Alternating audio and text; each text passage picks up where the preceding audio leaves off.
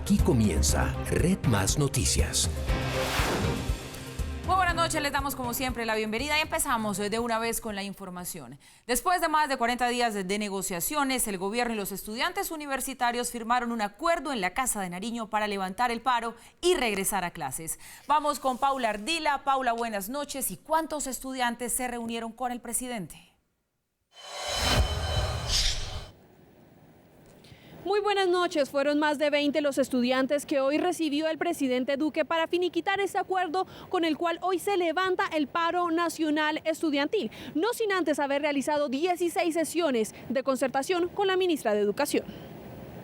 Representan un avance y un acuerdo histórico que no había sido logrado por ninguna otra movilización estudiantil y profesoral en toda la historia de este país. Así reconocieron los estudiantes el pacto logrado con el gobierno nacional y anunciado por el presidente tras una reunión de más de 3 horas, a la que madrugaron los estudiantes a la Casa de Nariño, y tras la cual se aumentó el presupuesto educativo para este cuatrenio. Son más de 4.5 billones que va a tener la universidad pública durante estos 4 años, destinados a fortalecer la base, a fortalecer la inversión. El presidente explicó que de ese aumento de más de 4.5 billones de pesos, 1.34 billones serán destinados a la educación superior. Y además, a partir del 2019, esos recursos que anteriormente crecían solo con la inflación, el IPC, comenzarán a aumentar durante los próximos años así. 2019 IPC más 3,5%, 2020 IPC más 4%, 2021 IPC más 4,5% y en el 2022 IPC más 4,65%. Quiero también destacar los recursos que van a provenir del sistema de regalías, destacar los esfuerzos en inversión desde el presupuesto nacional y también los recursos que se conseguirán de excedentes cooperativos. La ministra explicó que así ya se subsana la deuda de 500.000 millones de pesos que los estudiantes exigían para terminar el 2018. Quedaron incorporados en los 1.35 billones de inversión un plan por 500.000 millones para cubrir estos pasivos. Este plan irá por 3 años. Incluso para los estudiantes, ese aumento al presupuesto del cuatrenio podría ser mayor a los 5,8 billones. Es porque hemos conseguido, adicional a esos 4.5 billones que señala el gobierno, mínimo 1.3 billones de pesos que se van a apropiar de la plata que sobre en la ejecución del presupuesto general de la Nación. El acuerdo también incluyó a los docentes, un pulso que tanto estudiantes como gobierno ganaron para lograr el mayor presupuesto para la educación. Pero el acuerdo de hoy se vio empañado por la violencia desatada durante las marchas en Popayán, la cual dejó varios heridos, entre ellos un estudiante de música quien perdió un ojo. Esteban Mosquera fue el joven que en medio de las manifestaciones en Popayán perdió un ojo luego de que supuestamente un policía lanzara una granada aturdidora. Consideramos que debe ser investigado los artefactos que fueron lanzados por parte de la fuerza pública. Las autoridades de Popayán respaldaron el actuar de la fuerza pública. Los policías que fueron agredidos, estando quietos en su sitio de trabajo, también merece un respeto. Por su parte, el presidente Duque afirmó que se investigaría la situación y si hubo exceso de fuerza. Espero tener conversaciones con el general Ateortúa para examinar muy bien todas las circunstancias de modo y tiempo en la que los hechos se dieron. Asimismo, encapuchados hacen parte de los disturbios. Por tal motivo, las autoridades han recompensas que permitan su captura. Consideramos que eso es señalizar a los estudiantes como criminales. El estudiante que perdió el ojo fue trasladado en las últimas horas al Hospital Universitario del Valle en Cali. También las marchas universitarias en Bogotá se salieron de control. Según el balance de las autoridades, estaciones y articulados de Transmilenio fueron vandalizados y los pasajeros de un bus del SITP vivieron momentos de terror cuando un grupo de encapuchados atacó el vehículo con piedras y palos. Miren cómo tiene la gente aquí aterrorizada. Como en una escena de guerra, las pasajeras de este bus del SITP no tuvieron más remedio que agacharse para no ser impactadas por las rocas que les lanzaron con furia encapuchados durante las marchas universitarias de ayer en Bogotá. Eso no es una protesta. Esos son unos vándalos criminales que atentaron contra los bogotanos el día de ayer. Ayer tuvimos 5 capturados y vamos a seguir en el proceso. Las mujeres, aterrorizadas, trataron de salvar sus vidas escondiéndose debajo de las sillas del bus que transitaba por la calle 45. ¿Dónde está la responsabilidad de quienes promueven las marchas? Nosotros hemos respetado la Constitución, respetado los acuerdos con quienes se movilizan en Bogotá. Más de 1.650 movilizaciones en Bogotá este año. 1.650 movilizaciones en las cuales hemos tenido unos comportamientos también positivos. Los disturbios habían empezado a las 3 de la tarde, cuando más de 15 vándalos atacaron sin piedad, con piedras y palos, esta sucursal bancaria de la carrera 13 con calle 37. Las movilizaciones, sumada a la ciclovía nocturna y a los disturbios de comerciantes de Corabastos, obligaron a miles de usuarios de Transmilenio a caminar hasta sus casas a la medianoche. Hoy se enfrentaron en la plenaria del Senado el ministro de Defensa y el senador Gustavo Petro por las actuaciones del SMAT durante las marchas estudiantiles. Cuando el ministro de Defensa destacaba el ascenso de 27 altos miembros de las fuerzas militares, el senador Petro pidió la palabra para criticar a Guillermo Botero por las actuaciones del Escuadrón Móvil Antidisturbios este jueves, donde incluso un universitario perdió un ojo en Popayán. Usted ha mandado el SMAT y ha destrozado incluso vida. Termine, senador, aquí es que estamos en otros temas. Ha destrozado vidas de jóvenes colombianos estudiantes. El ministro pidió una réplica para responder enérgicamente. Yo creo que esa es una afirmación, por decirlo menos, injuriosa. Si es que no se puede llamar de otra manera. Es mantener el imperio de la ley. Y lo mismo ha sucedido en Bogotá, comercio, entidades financieras, calles, Transmilenio, estaciones, destruida uno tras otro todos los jueves. Y no podemos seguir presenciando impunes. El proceso de ascensos dejó por un instante preocupado al coronel Diego Villegas, quien ya es brigadier general, quien estuvo vinculado por un presunto caso de falso positivo. Al final ninguno quedó afectado, lo que trajo alegría al general Villegas. La bancada del Centro Democrático defendió a los altos funcionarios. El debido proceso, la presunción del buen nombre y la presunción de inocencia. Este impasse molestó a la bancada de izquierda, a los de Alianza Verde e incluso Cambio Radical también se sumó al retirarse de la plenaria, por lo que tuvo que ser suspendida la jornada y se convocó en sesión ordinaria para este domingo 16 de diciembre. Bueno, pues cierre de semana más que movido. Mauricio, muy buenas noches, bienvenido. Hola Paula, ¿qué tal? ¿Todo bien? Pues muy bien, afortunadamente, pero pues sí hay que decir que es muy triste que lo que todos los colombianos estábamos esperando y era que se llegara a un acuerdo entre el gobierno y los estudiantes haya quedado eclipsado por todo lo que ustedes ya han visto ha rodeado esta situación. Y yo creo que entre muchas otras cosas, lo que ha sucedido sí nos está llamando a un urgente balance, a una urgente reflexión, Mauricio, acerca de lo que estamos entendiendo en el país como el derecho a la protesta social. Y también a que se debe actuar severamente y rápidamente contra los vándalos. Esto no puede seguir pasando así como de una manera como tan espumosa, como tan etérea, que nadie sabe finalmente qué pasan, si los judicializan, si no, quiénes son, porque aquí hay mea culpas de uno y de otro lado. Paula, todos estos episodios tienen un lado bueno, un lado malo y un lado feo. El lado bueno, por supuesto, hay que celebrar el acuerdo al que llegó el gobierno con los profesores, con los estudiantes, con los directivos de universidades. No voy a repetir todas las cifras. Ustedes saben, 4,5 billones de pesos adicionales para la educación superior en el próximo cuatrienio, en los próximos 4 años. Pero quiero destacar un aspecto importantísimo, o dos aspectos importantísimos de ese acuerdo económico. Uno de ellos es que lo que decimos nosotros, tanto va para la base, tanto va para la inversión. Lo de la base es importantísimo porque es el presupuesto que se destina anualmente a la educación y que por una ley de comienzos de los años 90, que fue la que generó todo este problema, solamente se reajustaba en la inflación cada año. Eso impedía que creciera ese presupuesto.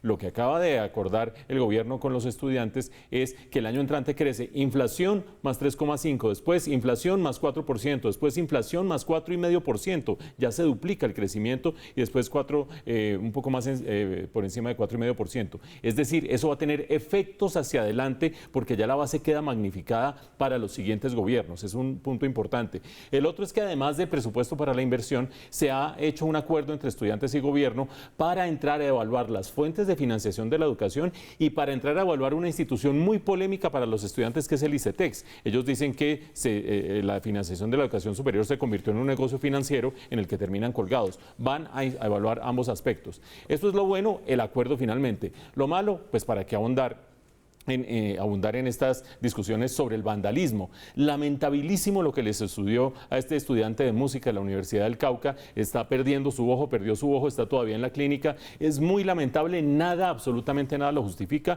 Habrá que ver a dónde va a parar la investigación de parte de las autoridades, porque parece que sí hubo un exceso de fuerza. El muchacho estaba tomando fotos de lo que estaba sucediendo y tenga su bomba que le dispararon para tratar de evitar que él siguiera ahí en ese frente. Eso no obsta para decir que ayer se salió de madre por completo la protesta. Ustedes vieron las imágenes, entidades bancarias vandalizadas. Fuera de eso, en Popayán también un bus que quedó en la mitad de una marcha totalmente vandalizado. En Bogotá, estaciones vandalizadas, buses vandalizados. Y en eso yo sí creo que Paula tiene razón.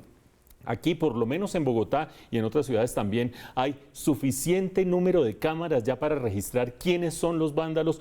Irán encapuchados, dirán ustedes, pero por lo menos los que atentaron contra la entidad bancaria que ustedes vean en el video eran relativamente fáciles de identificar, de apresar, era en flagrancia. Y en ese caso, pues no se trata de estigmatizar por completo la marcha de los estudiantes, sino de identificar esos sujetos que son los que están haciendo las cosas mal. Y por supuesto, en medio de todo esto, hay un lado feo, lo bueno, lo malo y lo feo. ¿Qué es lo feo? Yo creo que el ministro de Defensa no se debió haber dejado torear de esa manera del senador Petro. Ustedes veían la sesión que tenía quórum en ese momento y se terminó diluyendo el quórum mientras el uno gritaba, el otro le decía, el otro le contestaba. Hay unas posiciones, se defiende la ley, se defienden las normas, las marchas se deben manejar dentro de la ley y de ahí para adelante pues son acciones ilegales. Creo que se dejó provocar y creo que no está bien que un ministro de la Defensa de un país que tiene tantas provocaciones por tantos lados se deje saltar la chispa de manera tan fácil. Y ya que usted hablaba de quórum, Mauricio, por falta de quórum no se pudo votar la conciliación de la reforma política, por lo que el gobierno está en jaque frente al final de la legislatura. Este domingo a las 7 de la noche el gobierno va a buscar salvarla. Cuando se espera votar la conciliación de la reforma política, que de hecho llegó con varios cambios de la Cámara, hoy quedó en cuidados intensivos, luego de que las bancadas de oposición y de Cambio Radical se levantaran. Hemos planteado el mismo orden del día que tuvimos hoy para el domingo, de tal manera que vamos a tratar de avanzar en los proyectos que más podamos. Lo que más podamos avanzar, vamos a tratarlos de sacar. Petro aseguró que esta reforma no contiene la esencia de lo que se buscaba. Yo soy partidario de la lista cerrada y de la equidad de género en la lista, es decir, la alternancia entre hombres y mujeres, para que se garantice la mitad del Congreso en manos de la mujer. Eso no lo supo defender el gobierno en la Cámara y sin eso la reforma política es una burla, no sirve para nada. El gobierno espera que este domingo, último día de sesiones ordinarias, puedan ser aprobados 3 proyectos. Como las sesiones ordinarias terminan el 16 de diciembre, lamentablemente coincidió con fin de semana, pues lo mejor es citar para el domingo en la tarde, ya que el lunes comienzan las extraordinarias, o sea que de domingo a miércoles entrante esperamos que se pueda terminar los proyectos que están pendientes y aquellos que quedaron en el decreto de sesiones extraordinarias. En el orden del día de este domingo 16 de diciembre será votada la conciliación de la reforma política, el delito conexo y la segunda vuelta para la jornada electoral de la Alcaldía de Bogotá. Y en medio de los impases del gobierno a la hora de buscar el apoyo legislativo para la aprobación de los proyectos, ya hay varios congresistas del Centro Democrático que están pidiendo reajustes en el Ejecutivo. Hay voces al interior del partido de coalición que están pidiendo reconsiderar las decisiones en el gobierno de Iván Duque.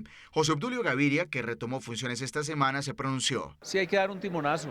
Yo creo que la política pasa necesariamente también por la agenda legislativa y hoy tuvimos un fracaso. Y frente a los proyectos que fracasaron, como la reforma política, se está desempolvando una propuesta. Yo, por ejemplo, creo que lo de la justicia requiere pensar seriamente en una constituyente pequeña, sin los temores a que se declare soberana. Desde el Centro Democrático pidieron coherencia entre los funcionarios de gobierno con este partido. Escoger ministros que no tienen identidad con el mismo partido o no han tenido el manejo con la clase política genera muchas dificultades. La ministra desconoció estas críticas. Bueno, ese es el criterio de ellos. No es un secreto que desde el Centro Democrático se está pidiendo un cambio de varios altos funcionarios de gobierno por no concertar importantes resultados en el legislativo. El fallo de la sanción de 800.000 millones de pesos contra Odebrecht involucrados en el escándalo de la Ruta del Sol evidenció una estrategia jurídica de todos los protagonistas para evadir su responsabilidad, que fueron confirmadas en otras investigaciones. En la contestación de la demanda de la Procuraduría, la estrategia de los abogados fue blindar a Odebrecht, sus socios colombianos y la concesionaria Ruta del Sol, argumentando que no tenían nada que ver con actos de corrupción. Aduce que la sociedad concesionaria Ruta del Sol, SAS, es una persona jurídica distinta de los socios que la conforman, por lo que la responsabilidad y las consecuencias económicas de los actos de uno de los accionistas no pueden afectarla. Y además que por tratarse de una empresa privada no estaba sujeta al régimen disciplinario de la Procuraduría, reservada a funcionarios públicos. Por tanto, considerando que la sociedad concesionaria es una persona jurídica que no ostenta la calidad de funcionario público ni tiene funciones administrativas y a la cual no se le ha atribuido la comisión de delito alguno, se entendería que en el presente caso la vulneración se efectuó por el funcionario público que aceptó los cargos imputados por la Fiscalía General de la Nación y no por la sociedad concesionaria. Inclusive argumentaron que el hecho de que Gabriel García Morales admitió que recibió coimas por 6.5 millones de dólares, ello no implica que hayan recibido favorecimientos en la licitación. Que si bien son conocidos los actos de corrupción aceptados y confesos por los representantes de Odebrecht y por el exministro de Transporte y el exdirector encargado del INCO, no hay prueba que demuestre que tales actos hayan incidido en el proceso de adjudicación, celebración y ejecución del contrato de concesión. Odebrecht también respondió a la demanda de la Procuraduría y entregó sus argumentos, entre ellos que la concesionaria Ruta del Sol, señalada de los sobornos, era un ente privado diferente de ellos y que la pretensión del Ministerio Público de una compensación económica era absurda porque ya habían convenido con la Fiscalía pagar 11 millones de dólares para resarcir los daños por los actos de corrupción. Aceptó el pago por una reparación integral del daño causado a la Administración Pública de Colombia por estos hechos, estimado en la suma de 32.000 millones. Por lo tanto, resulta improcedente pretender una doble indemnización, más aún si dicha indemnización se busca que sea pagada por sujetos distintos a los que públicamente se han señalado. Mientras tanto, a través de su abogado, José Elías Melo, presidente de Corficolombiana, empresa que tenía el 33% de las acciones de la concesionaria Ruta del Sol a través de Episol, aseguró que tampoco debía responder porque no tenía autonomía plena, sino que las decisiones pasaban por una instancia superior de sus jefes. Por último, afirmó que ni a título personal ni como representante legal de Corficolombiana S.A. conoció o participó de los hechos de corrupción que se mencionan en la demanda. E incluso dijo que si bien los funcionarios de Odebrecht confesaron los actos de corrupción, eso no lo involucraba a él. La confesión que hicieran los funcionarios de Odebrecht es un acto autónomo y unipersonal que solo produce efectos para quien la realiza y en contra de este, realizado tanto en los Estados Unidos como en Colombia. Sin embargo, la investigación que adelantó la Superintendencia de Industria y Comercio reveló que Melo acordó con Odebrecht pagar por mitades la coima de 6,5 millones de dólares al ex viceministro de Transporte Gabriel García Morales. Bueno, pues muchos interrogantes se quedan en torno a esta multa de Odebrecht. Seguramente usted tendrá más apreciaciones, pero yo le quiero trasladar mis inquietudes, que son las inquietudes de muchos colombianos. La primera de ellas, ¿nos van a pagar? ¿Qué garantías tenemos para saber que eso va a ser así? La segunda, este es un fallo de primera instancia, es decir, esto es apelable, o sea, aquí no termina la cosa, o sea, que todavía no podemos decir que esa multa va porque va. Y la tercera, Mauricio, a pesar de mis inquietudes, pues esto sí es un precedente importante en el país, ¿o no? No se había fallado tan severamente ante un caso de corrupción, ¿o sí? No, y sobre todo en este caso que la gente estaba muy pendiente de ver para dónde va, que si hay fiscalado, que si no hay fiscalado, que si la terna era buena, que si no era buena, y estábamos en eso diciendo que la terna era medio flojita y que era una terna de uno, cuando se viene esta decisión del Tribunal Administrativo de Cundinamarca. Es decir, por otro lado, terminó saliendo la sanción grandísima. No es solamente la multa, vamos a hablar de la multa, también la inhabilidad para contratar con el Estado, vamos a hablar de ello. También en este fallo termina habiendo una decisión para que la Superintendencia de Industria y Comercio adelante sanciones contra los adelante acciones contra los sancionados, y fuera de eso se suspende ya por completo, que antes había sido cautelarmente, el contrato de la Ruta del Sol fase 2, queda suspendido todos sus efectos jurídicos. Lo clave aquí, la multa, 800.000 millones de pesos por un lado y la inhabilidad por otro. Esa multa, que no es una multa, corrijo, es condena de parte del Tribunal Administrativo de Cundinamarca, la pueden hacer exigibles no el aparato judicial, sino el Poder Ejecutivo. Y la puede ser exigible tanto a Odebrecht como a Episol, como al Grupo Solarte, como a 6 personas naturales, algunas de las cuales ya fueron mencionadas, el exviceministro del último periodo de Álvaro Uribe, Gabriel García, también José Elías Melo, a la sazón presidente de Corfi Colombiana, Otto Bula también, 6 personas y 3 personas jurídicas o empresas. Cada una tendrá que ver cómo el aparato ejecutivo, el Poder Ejecutivo termina cobrándole, no cobrándole, habrá algunos que dirán que no tienen con qué pagar, etcétera, etcétera. Pero ese es un monto inmenso que trasciende por mucho lo que estaba tratando de negociar Odebrecht con la Fiscalía, como ustedes lo vieron en la nota de Mario. Por otro lado, importantísimo, la inhabilidad para contratar con el Estado colombiano durante 10 años. Habrá algunos de ustedes que dicen, pues, ¿qué es que aquí íbamos a contratar con Odebrecht? Es que es lo mínimo durante 10 años, antes no les pusieron más. Bueno, Odebrecht es una cosa. Episol es otra cosa y fuera de eso el Grupo Solarte es otra cosa. ¿Por qué? Porque tanto el Grupo Solarte como Episol tienen en este momento contratos andando con el Estado colombiano. Tienen contratos especialmente delicados en las concesiones de cuarta generación, que ustedes saben que son los inmensos proyectos de infraestructura de este país, que sumados todos valen 50 billones de pesos y que sumados individualmente por cada una de sus etapas pueden llegar a 10 billones de pesos. Pues bien, tanto el Grupo Solarte como Episol tienen en este momento contratos con el Estado. Viene la gran pregunta, ¿qué pasa con esos contratos? ¿Qué pasa con las obras que están en curso?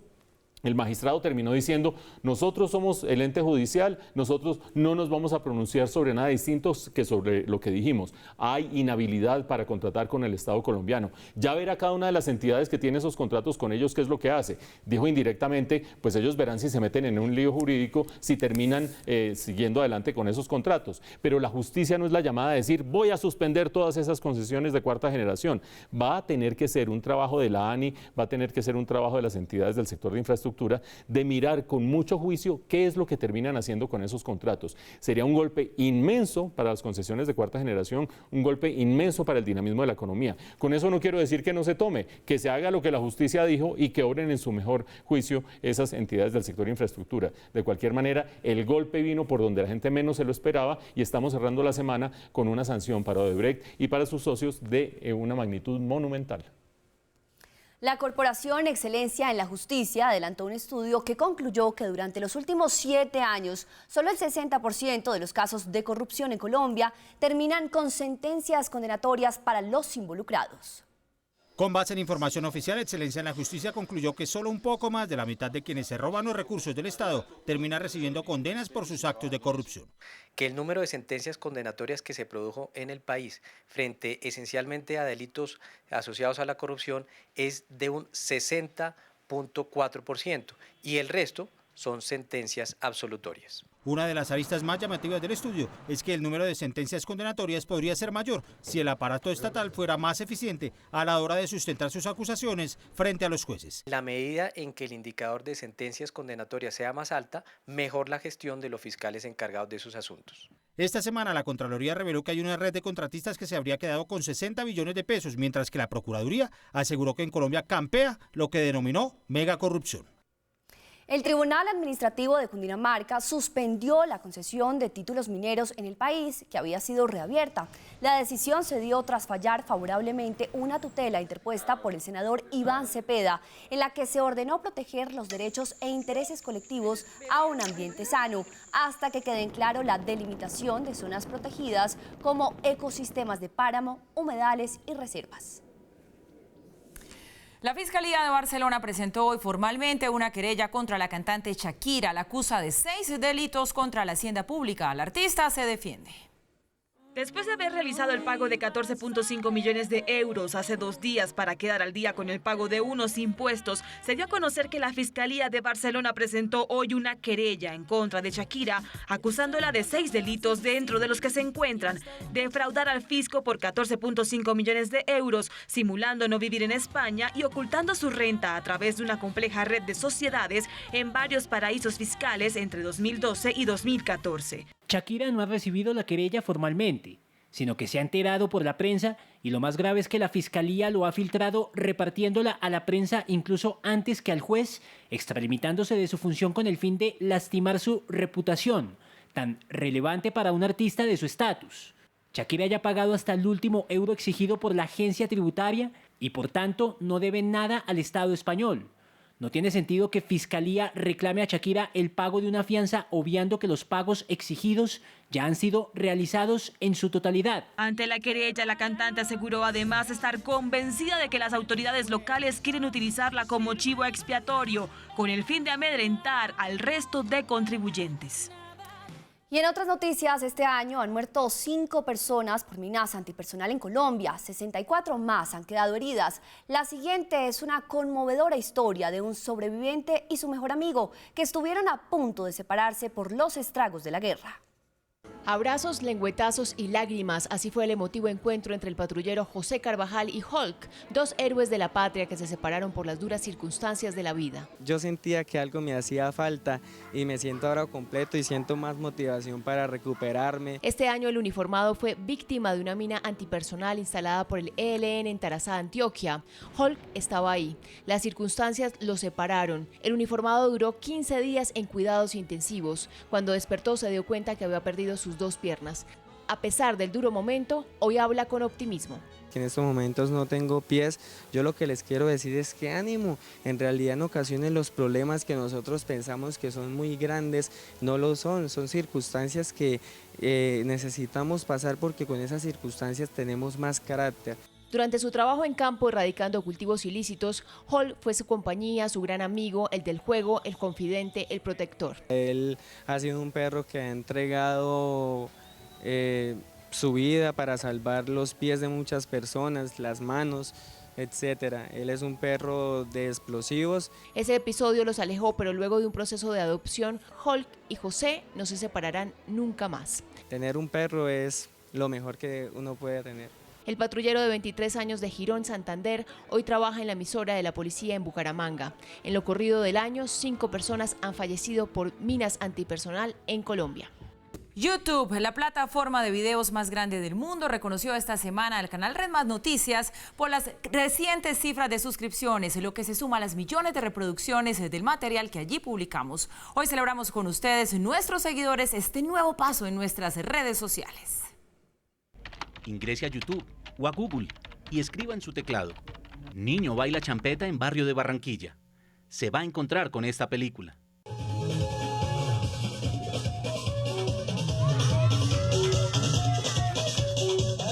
Las imágenes corresponden a tradicionales retos callejeros de baile.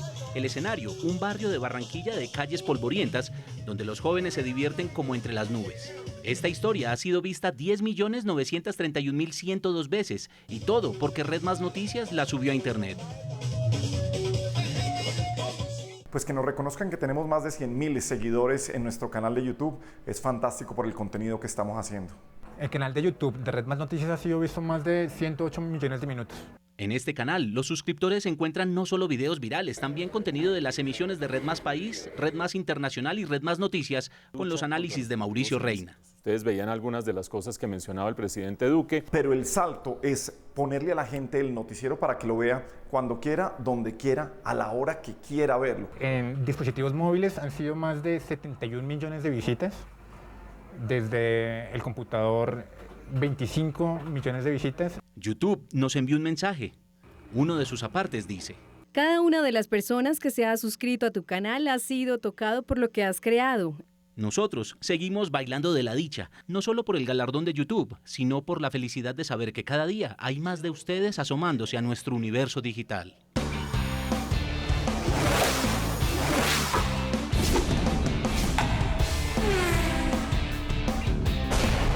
Seguimos hablando de la Liga Colombiana porque hay una polémica gigante con el regreso de Omar Sebastián Pérez a Independiente Santa Fe. Hay quienes lo apoyan porque dicen, bueno, nos dio 9 títulos, estuvo en 14 finales, es un histórico, pero hay quienes no. ¿Por qué? Porque dicen que ya tiene 37 años, en marzo cumple 38, se le está dando, se dice extraoficialmente, 80 millones de pesos mensuales. 80 millones de pesos. ¿Gana más que la mayoría o que toda Gana, es uno de los mejores sueldos de Independiente Santa Fe y también del país, por cierto. Entonces jugará 90 minutos todos los partidos. ¿O no, súmele esto, más bonificaciones por jugadas especiales. Así dijo el presidente de Santa Fe, gana los 80 150 más bonificaciones por jugadas especiales. 100 y pico, digamos. 100 y pico. Bueno, pero los vale porque va a jugar 90 minutos todos los partidos. En mi concepto le está quitando un puesto a un futbolista de verdad, un futbolista que sí puede contribuir los 90 minutos. Recordemos, los últimos 6 meses de Omar Pérez en Santa Fe estuvo jugando de a 10, de a 15 minutos y por un pase los hinchas a veces se emocionan. Vamos a ver un histórico que se le da las gracias, pero creo que ya llegó a su final. Mario Villalobos, periodista de nuestro canal, recientemente se ganó el premio Simón Bolívar de Periodismo Investigativo, pero por el ya conocido cartel del bastón. Y esta vez es Pirri quien nos va a contar su versión, un poco más de su historia y del arduo trabajo realizado en esta nota. Y con esta información de Pirri nos despedimos. Que tengan un muy buen fin de semana. Que descansen. Él es Mario Villalobos, un consagrado profesional, forjado en las más duras trincheras de un oficio, hermoso, perseguido, necesario, pero sobre todo asediado en Colombia, sobre todo en estos días. Soy periodista, comunicador social. Mario se comprometa aún más, incluso temiendo por su vida. Alguna vez yo tenía a mi hija muy recién nacida, 2 años en el balcón de mi apartamento y recibí una llamada y me decían, ¿cómo se ve bonito con la niña con esa camisa roja en el balcón? Ha sido una gran carrera la de Mario. Gigantescas inconsistencias en los recursos de 8 municipios de Córdoba para la atención de adultos mayores sugiere la revelación de un nuevo escándalo de corrupción en el departamento. Personas al parecer muertas que reciben atención, cédulas inexistentes, suplantación de beneficiarios son solo la punta del iceberg de lo que muchos llaman desde ya el cartel del bastón. Este es Mario Villalobos, un colega, pero sobre todo un héroe, de esos cada vez más escasos, de esos pocos periodistas a los que todavía les dejan y tienen las agallas de investigar y metérsele a la corrupción. Y yo sé que a veces la situación parece desesperada, pero como dice Mario, no se puede perder la esperanza.